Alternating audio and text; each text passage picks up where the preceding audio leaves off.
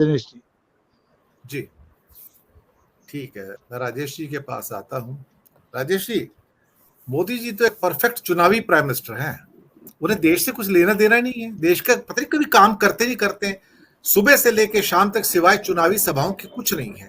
मणिपुर जलता है तो भी राजस्थान में चुनावी सभा, छत्तीसगढ़ में चुनावी सभा, कभी गुजरात पहुंच जाते हैं, कभी कहां पहुंचते हैं। उनको कभी देश से लेना देना नहीं, कोई इसकी योजना का लेना देना नहीं, कुछ भी नहीं करते हैं। सुबह से लेके शाम तक चुनाव कैसे जीतना है, इवन म्युनिसिपल कॉर्पोरेशन का चुनाव होगा वहां भी पहुंच जाएंगे साहब, और वहां भी जाके प्रचार प्रसार शुरू कर देंगे। पहले ऐसे प्राइम मिनिस्टर हैं जो क्या कहते हैं कि अपने सेंटर तो छोड़ो, स्टेट के अंदर भी चले जाते हैं और कई कई दिन तक बाहर रहते हैं। कर्नाटक गए तो एक एक हफ्ता बाहर रहे साहब, दिल्ली आए ही नहीं। जब पुष्प वर्षा करवा रहे थे अपने ऊपर तो मणिपुर जल रहा था उस टाइम। लेकिन अजीब से एक व्यक्ति है, इनकी जो सत्ता का जो मोह है ना, वही शायद उनका दुश्मन है। राजेश ठाकर जी, सच बात कहा जाए, कभी कभी ना जो चीज आपके फेवर में आती है ना, एक दिन ऐसा आता है वही आपके लिए जहर बन जाती है। यही होने जा रहा है इनके साथ। राजेश जी, एक छोटी टिप्पणी। जो व्यक्ति राष्ट्रीय पर्व पर राष्ट्र को संबोधित करते हुए लाल किले पर से अगर राजकीय बात कर देता है, एक ऐसी बात कर देते हैं जैसे कि 140 करोड़ मतदाताओं भारतीय लोग हैं, उनका मैंडेट उनकी जेब में है, उसी प्रकार से वो कह रहे हैं कि अगले बार भी यही 15 अगस्त पर मैं ही प्रवचन करता हूँ, तो भी चुनाव की जरूरत क्या। तो एक प्रकार से जब कोई आदमी राजनीति के अंदर आने के बाद विफलता का देखता नहीं है और सिर्फ सफलता देखता है, तो ये अहंकार जो है धीरे धीरे उनके अंदर पनपने पर लगता है। और मैं ये समझता हूँ कि भारतीय जनता पार्टी का खत्म होने के लिए सिर्फ एक हार की जरूरत है। अगर नरेंद्र मोदी एक चुनाव हार गए तो उसके बाद में भारतीय जनता पार्टी कभी बैठ नहीं पाएगी, क्योंकि इन लोगों ने हार देखी ही नहीं जब से वो राजनीति के अंदर आए। गुजरात में भी जब भारतीय जनता पार्टी सत्ता में थी तभी वो राजनीति के अंदर आए, और उसके बाद जो है उन्होंने सत्ता ही देखी, विपक्ष जो है उसमें उन्होंने राजनीति करी नहीं।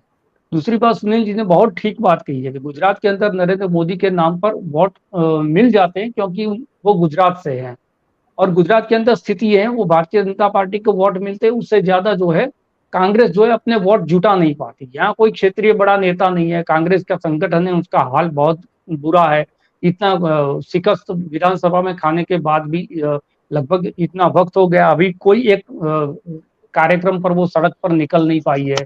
आज भी जो 5 या 6 गुट है उसमें वो बिखरी हुई है।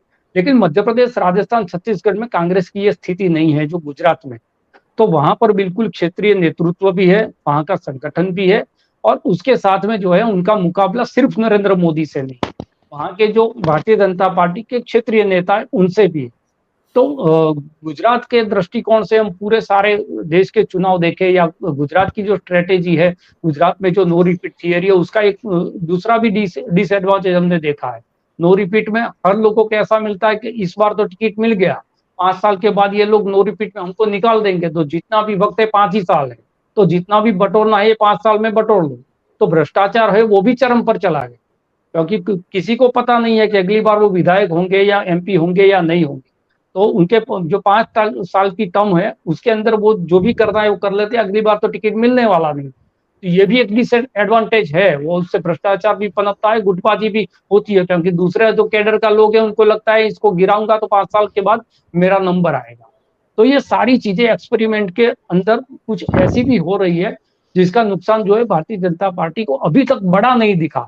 जब तक बड़ा नहीं दिखा तब तक ये सारी जो चीज है वो चाणक्य चाल में चली जाती है, लेकिन जैसे जैसे ये विपरीत परिणाम देती जाएगी तब पता चलेगा कि अब जो है ये एक ही फॉर्मूला जो है सभी जगह काम नहीं करता, क्योंकि हर मैच जो है एक अलग ग्राउंड पे खेली जाती है, वहां के पिच का, वहां के एटमोस्फियर का, वहां के खिलाड़ी का हर एक जो है पहलू अलग अलग होते हैं, और उसी अलग पहलू को देखते हुए आपको स्ट्रेटेजी बनानी है। तो एक ही फॉर्मूला पर भारतीय जनता पार्टी मुझे लगता है कि सारे चुनाव लड़ रही है, और जैसे कहा बिल्कुल ये चुनावी प्रधानमंत्री है, वो पीएमओ में तभी लौटते हैं कि जहां कभी कोई चुनाव ना हो।